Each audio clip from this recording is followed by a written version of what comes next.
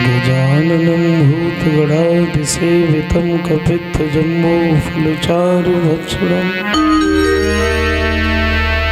उमासुतं शोकविनाशकारिकं नमामि विघ्नेश्वरपादपङ्कजम्।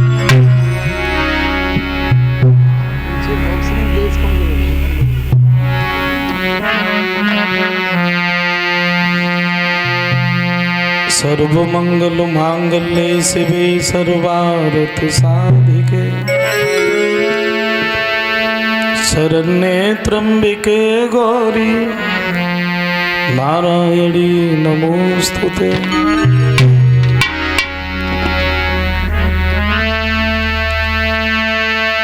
तो प्रथम सुमिरि जगदीश गौर गुरुपद शीस नवाए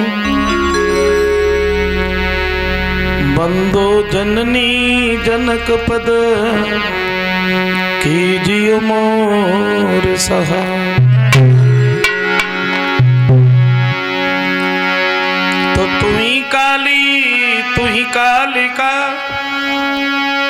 तू ही कालन को काल रक्षा मेरी कीजियो माँ केरे की रचना। बोलिए गोविंद भगवान की।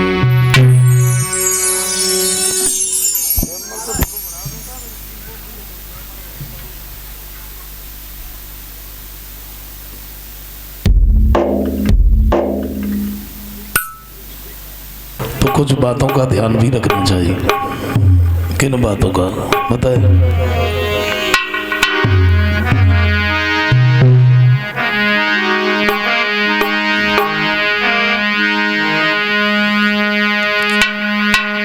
हरि कीर्तन में बैठते समय और कुछ ऊंच नीच का ध्यान न हो।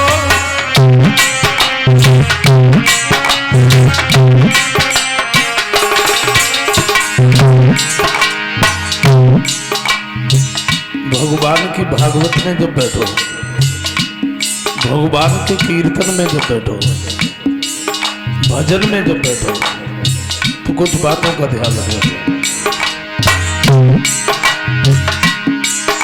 हरि कीर्तन में बैठते समय कुछ ऊंच नीच का ध्यान न हो। अपने घर का अपने बल का अपने तन का अभिमान हो।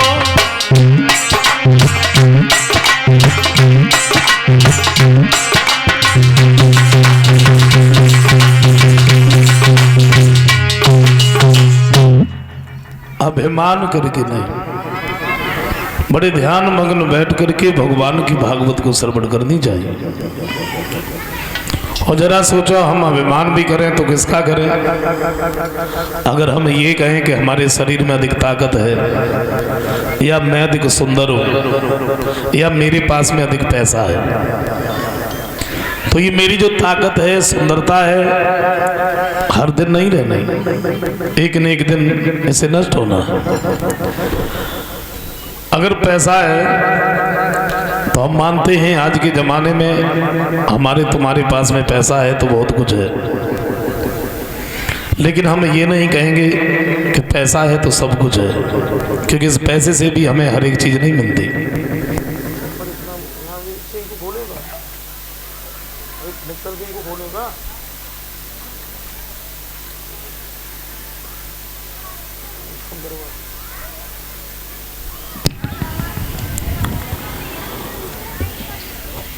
धन से भी हमें हर एक चीज नहीं मिलती है। तो मेरे कहने का मतलब ये है, धनवान होने के साथ साथ चरित्रवान होना अति आवश्यक है, न कि अभिमानी होना।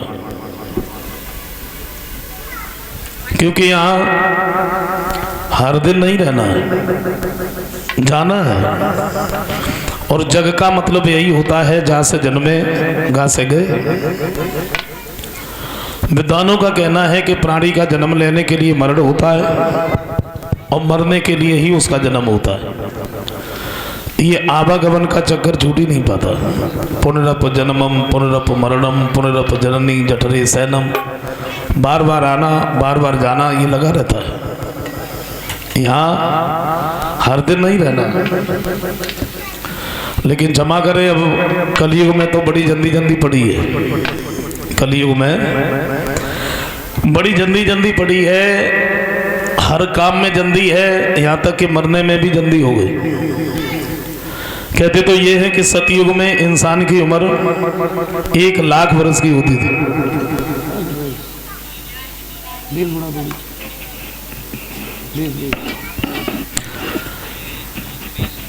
सतयुग में इंसान 1,00,000 वर्ष तक जीता था। अच्छा, सतयुग बीत गया, त्रेता आ गया, और त्रेता में एक शून्य कम हो गई 1,00,000 में से। तब त्रेता में इंसान की उम्र 10,000 साल की रह गई। त्रेता भी बीत गया, द्वापर आ गया, और द्वापर में भी एक शून्य कम हो गई।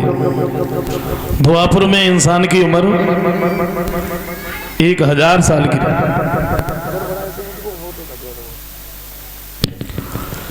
कलयुग आ गया, और कलयुग में भी एक शून्य कम हो गई। कलयुग में इंसान की उम्र 100 बरस की रह गई।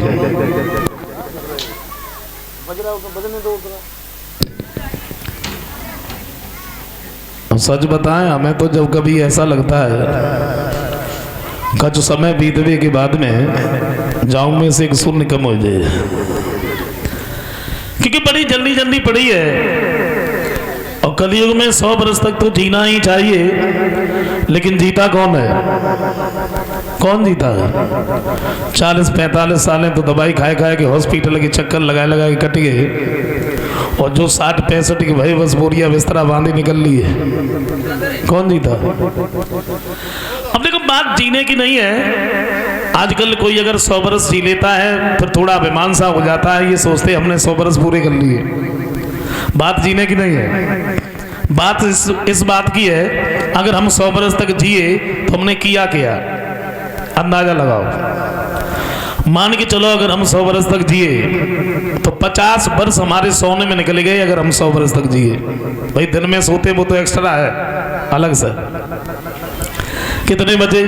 50। 25 वर्ष इधर उधर घूमने में, पढ़ाई लिखाई में चले गए। सबसे पहले छोटे थे तो माता पिता ने पढ़ने के लिए स्कूल में भेज दिया। अब ये जब स्कूल में पहुंचे तो माँ तोते की तरह से रटने लगे। DOG डॉग, डॉग माने कुत्ता, गधा, घोड़ा, हाथी, रटने लगे।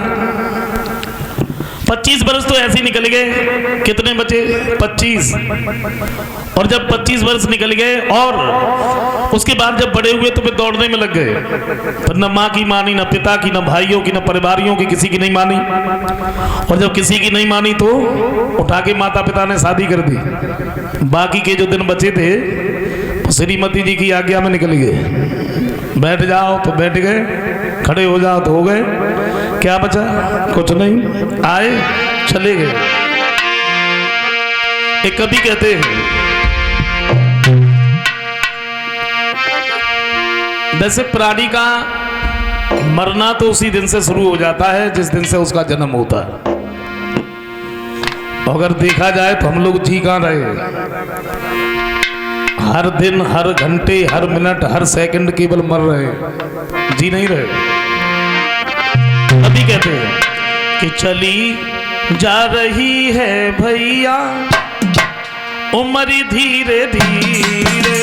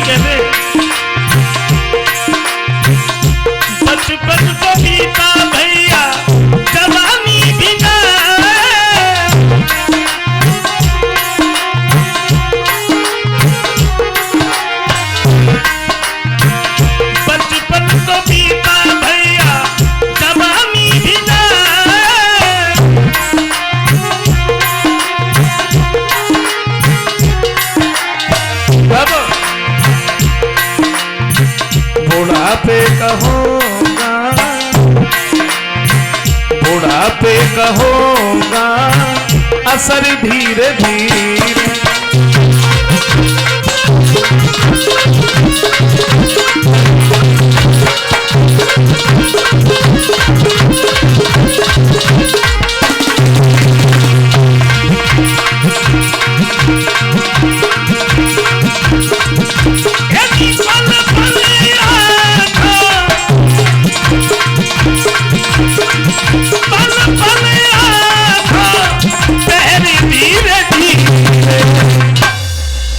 चली जा रही भैया उम्र धीरे धीरे।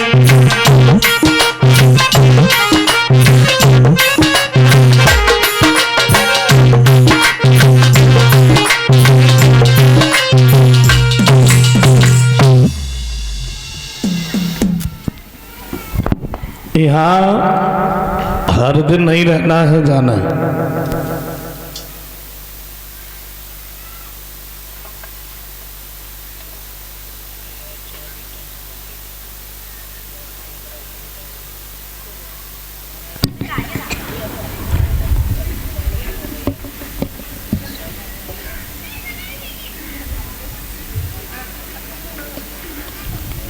विद्वानों का कहना है,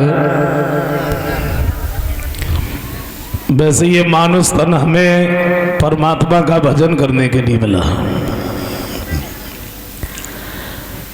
लेकिन हमें संसार में आने के बाद में इतने खो गए कि हम भूल गए हम यहाँ आए तो किस लिए आए।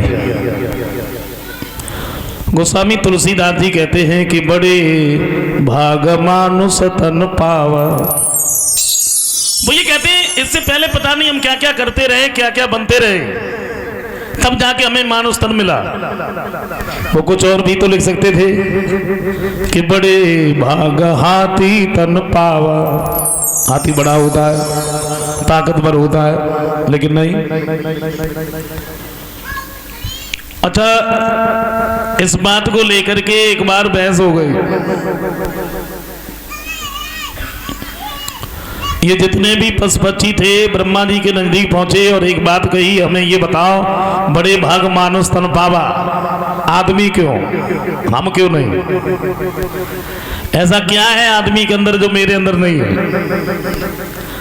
तो ब्रह्मा जी ने एक चतुर चालाक आदमी को ही बुला लिया, और जब चतुर चालाक आदमी को बुला लिया, बोले अब आपस में बैठ के बात कर लो। तो पशु पक्षी कहने लगे बड़े भाग मानुष तन पावा, आदमी क्यों, हम क्यों नहीं? तो आदमी कहने लगा मेरे अंदर ताकत है, मैं ताकतवर हूं। अच्छा, शेर सामने पहुंच गया, बोले हमसे बड़े ताकतवर हो? नहीं, हमसे बड़े ताकतवर नहीं हो। तुम जब कोई ताकत वाला काम करते हो और लोग जब देखते हैं, किसी गांव की गली से जब गुजरते हो तो देखने वाले लोग ये कहते हैं शेर आ रहा है। कभी शेर को देख करके किसी ने कहा है कि देखो आदमी आ रहा है? हमसे बड़ी ताकतवर नहीं। तो आदमी कहने लगा मैं चालाक हूं, चतुर। तो कौवा सामने पहुंच गया, बोले हमसे बड़े चालाक हो? नहीं।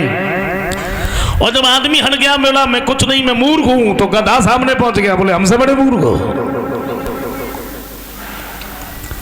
वैसे आदमियों में और जानवरों में, पशु पक्षियों में कोई ज्यादा बड़ा फर्क नहीं है, कोई ज्यादा अंतर नहीं है।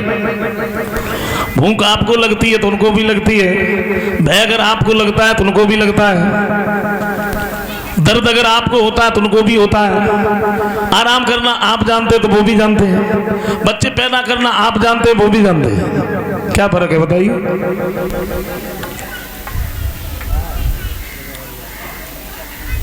वो ज्यादा बड़ा फर्क नहीं। वो ना ही तो पवित्र होकर परमात्मा का भजन कर सकते हैं, ना ही अपना दुख किसी से कह सकते हैं, ना ही किसी का दुख सुन सकते हैं, ना ही किसी के दुख में हाथ बटा सकते हैं, और ना ही उनके अंदर ये विवेक है, ज्ञान है निर्णय करने का कि हमें क्या करना है क्या नहीं करना है। ये सब हमारे तुम्हारे अंदर है। लेकिन संसार में आने के बाद में हम बिल्कुल ही भूल गए हम यहाँ आए तो किस लिए आए, और परमात्मा ने दुनिया ही ऐसी बनाई है, भगवान ने दुनिया ही ऐसी बनाई, यहाँ किसी बात की कोई कमी नहीं है। ना अच्छाइयों की ना बुराइयों की। अगर हम चोर हैं तो हमें कहीं ना कहीं पर चोर जरूर मिलेंगे, ठग हैं तो ठग मिलेंगे, सज्जन पुरुष हैं तो ऐसा नहीं है कि हमें सज्जन न मिले।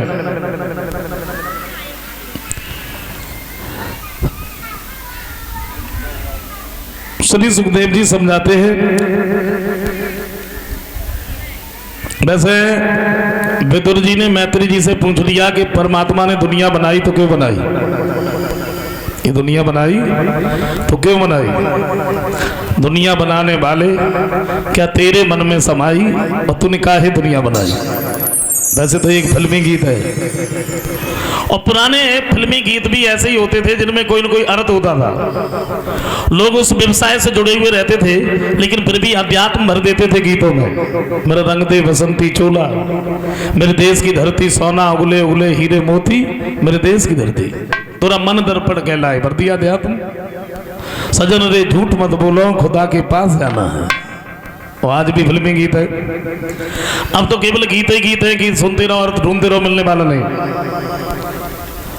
दुनिया बनाने उन्होंने ये पूछा कि भगवान ने दुनिया बनाई तो क्यों बनाई, और बनाई तो फिर एक जैसी क्यों नहीं बनाई, और नहीं बनाते तो भी चिंता। संसार में लगभग 7 अरब की जनसंख्या है, और सबसे बड़ी बात तो ये देख लो, सबसे बड़ी बात मॉडल अलग अलग, बिल्कुल हूबहू एक जैसी शक्ल किसी की हो ही नहीं सकती। कोई छोटा है, कोई लंबा है, कोई मोटा है, कोई पतला है, कोई गोरा है, कोई काला है। अच्छा गोरे हैं वो ऐंठ के जनते हैं, और काले वो दिन भर पुलस्तर रगड़ते, हम भी गोरे। ये दुनिया बनाई तो क्यों बनाई। अच्छा एक बात और देखो, संसार में लगभग 7 अरब की जनसंख्या है, और आप किसी से भी बात करके देख लो, यहां सुखी कोई नहीं है। किसी से भी आप बात कर लो, लगता हो कि ये सबसे ज्यादा सुखी है, और उनसे जब बात करके देखो, केवल 5 मिनट बैठ जाओ उनके पास, और 5 मिनट में ही आपको मालूम पड़ जाएगा अब इनसे दुखी हमें कोई नहीं मिलेगा। यहाँ सुखी तो कोई है नहीं। कभी कहते हैं क्या,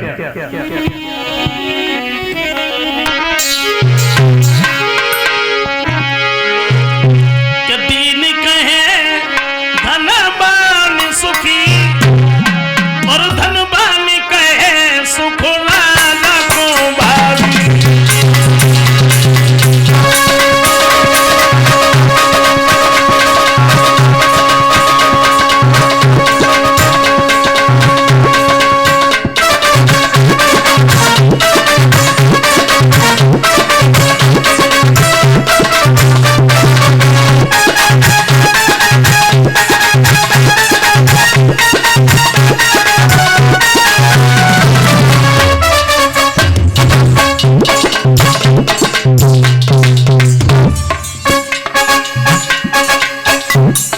तभी कहते हैं यहां सुखी तो कोई है नहीं।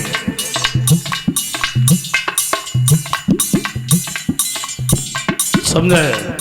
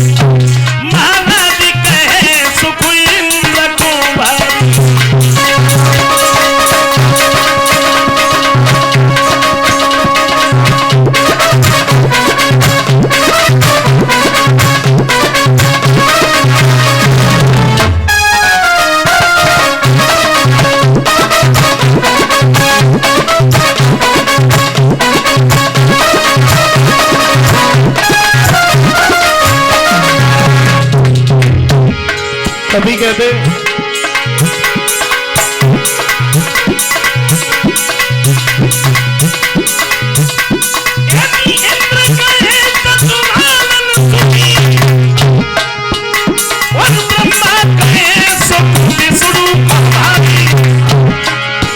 लेकिन तुलसीदास विचार कहे हरि नाम बिना सब जीव दुखारी।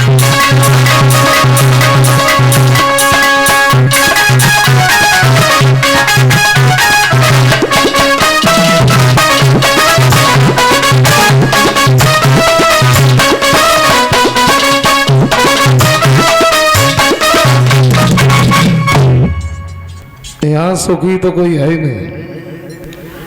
कोई तन दुखी, कोई मन दुखी और कोई धन बिन रह तो उदास, और थोड़े थोड़े सब दुखी और सुखी राम के दास। कोई तो अपने शरीर से दुखी है। शरीर से दुखी क्या है? बहुत सारा धन भरा है घर में, बैंक में बैलेंस है, गाड़ियां हैं, बंगले हैं, नौकर है, और किसी दिन मिल गए तो पूछ लिया भाई खाने में क्या लेते हो? बोले कुछ नहीं। अरे बोले कुछ तो क्या लेते हो? बोले मूंग की दाल बिना चुपड़ी रोटी। हैं? घी क्यों नहीं खाते हो? बोले घी खाएं कैसे? डॉक्टर ने मना कर दिया, अगर घी खाओगे ब्लड प्रेशर हाई हो जाएगा, हम नहीं जानते। कोई अपने मन से दुखी है, यहां सुखी तो कोई है नहीं।